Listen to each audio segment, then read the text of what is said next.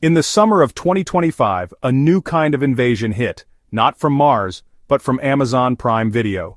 The world was ready for something big, something that would shake up the streaming landscape and redefine blockbuster entertainment for a new era. On July 30th, the highly anticipated film finally launched, promising a high-tech retelling of H.G. Wells' classic. Audiences everywhere tuned in, eager to see how this legendary story would be reimagined for the digital age. With a staggering $65 million budget and stars like Ice Cube and Eva Longoria leading the cast, expectations soared. The marketing campaign was everywhere, hyping up the film as the next big thing in science fiction. The film shot to the top of Prime Video's charts within hours, dominating social media trends and drawing in millions of curious viewers. But the excitement didn't last. Viewers expecting a thrilling sci-fi epic found a baffling, soulless mess instead. The story felt hollow, the visuals underwhelming, and the emotional core was nowhere to be found.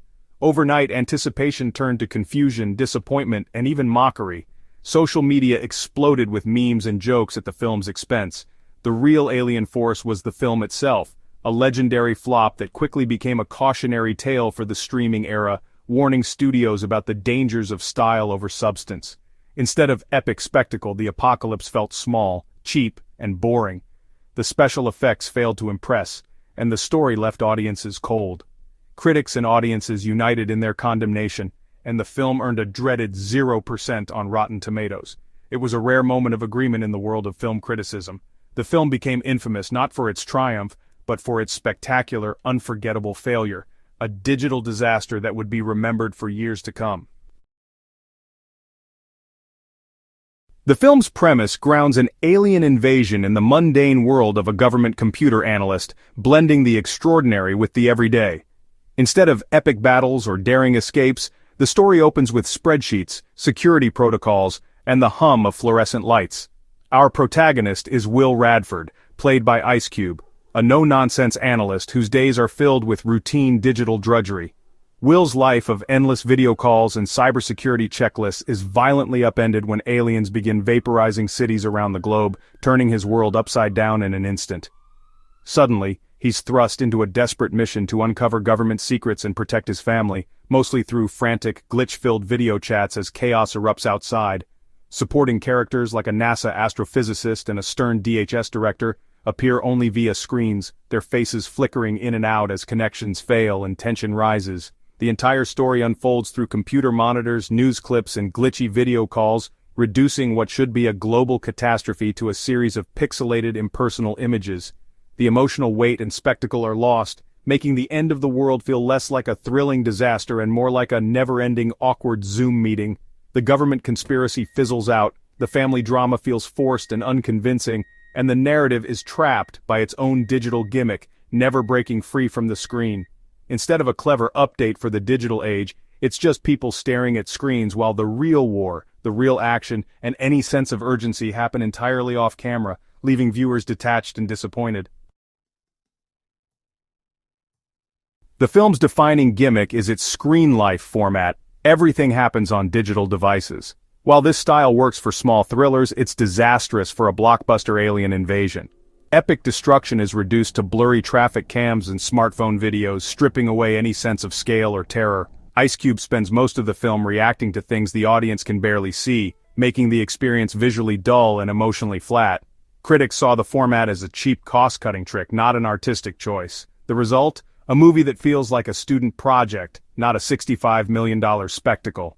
The screen life experiment turned a classic story into a soulless, claustrophobic misfire. Critics didn't just dislike, they were stunned by its ineptitude. Ice Cube's performance was widely mocked as wooden and unconvincing, with reviews noting his only two modes: scowl and overreaction.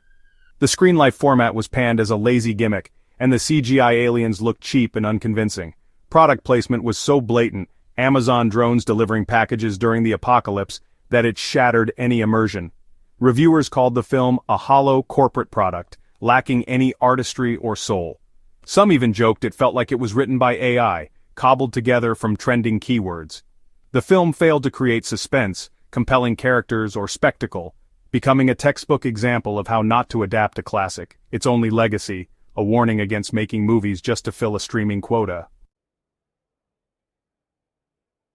Despite its failure as a thriller, the film unexpectedly became an unintentional comedy goldmine, drawing laughter from audiences everywhere.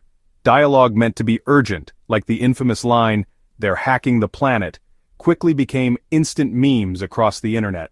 Ice Cube's intense scowling at lines of code and his over-the-top reactions were endlessly mocked online by fans and critics alike. Scenes meant to show chaos, like a tripod attack suddenly interrupted by a low battery notification, became viral jokes overnight. Product placement such as Amazon drones calmly flying through destruction only added to the film's overall absurdity and charm. The climax, featuring a computer virus sent with the drama of an email, was hilariously anticlimactic and left viewers in stitches. Viewers weren't scared, they were laughing, turning the film into a cult favorite for all the wrong reasons, and making it unforgettable. Audiences were initially furious, flooding social media with complaints and calling it the worst movie they'd ever seen. The Rotten Tomatoes audience score plummeted, echoing the critics' disdain. But soon, a new audience emerged, people who watched just to see how bad it really was. Hate-watching parties and YouTube roasts turned the film into a must-see disaster. Drinking games and memes made it a communal event, transforming frustration into shared hilarity. The film failed as serious cinema, but succeeded as a so-bad-it's-good cult classic. Its wooden acting, nonsensical plot, and cheap effects became its biggest draws.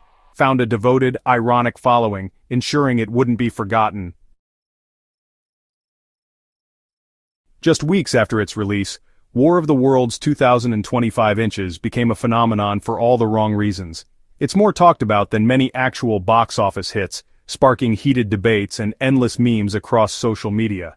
Its legacy is one of spectacular failure, a cautionary tale for Hollywood about the dangers of relying on gimmicks and empty spectacle over substance.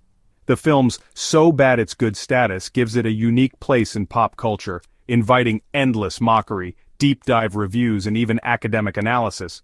It's a perfect example of a movie loved for its flaws, not in spite of them.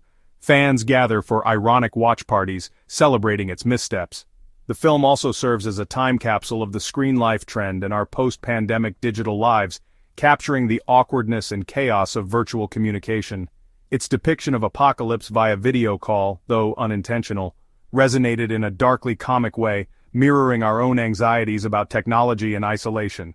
Ultimately, it's unforgettable, a disaster so profound it became legendary, referenced in countless lists of cinematic blunders. While it failed spectacularly as an adaptation, it succeeded as a cultural touchstone for cinematic misfires, inspiring filmmakers and fans alike to discuss what went wrong. Sometimes being the worst is the surest way to be remembered, and War of the Worlds 2025 Inches is proof that infamy can be its own kind of immortality.